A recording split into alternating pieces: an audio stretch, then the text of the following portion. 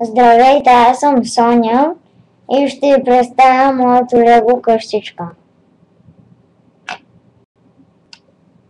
Ето, тук има рафт, който е нареден с най-различни неща. Това е за да осветява пътят на хората, нещо като фенерче. То се държи ето така.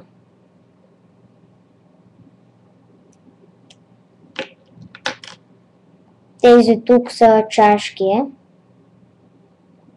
А това е радио за слушане на музика.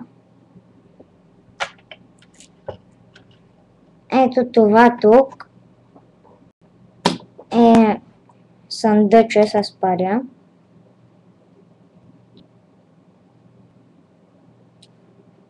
Но много жълтите.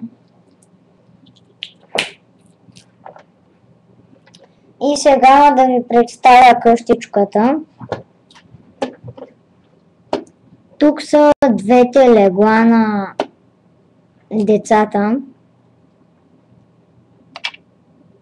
Ето, сега ще тестваме.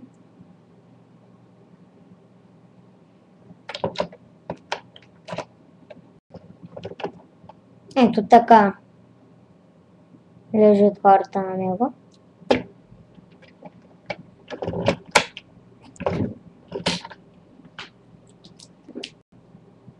Така, това тук е масичката,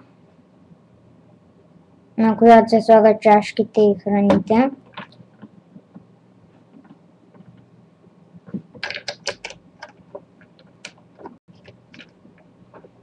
А пък това са столчетата.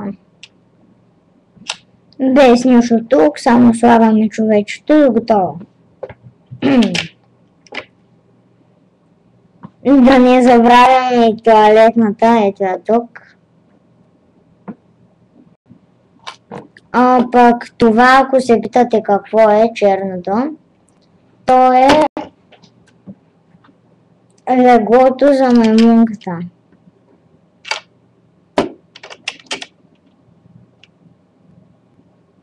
Ето така лежи тя. Насякак може да се слага.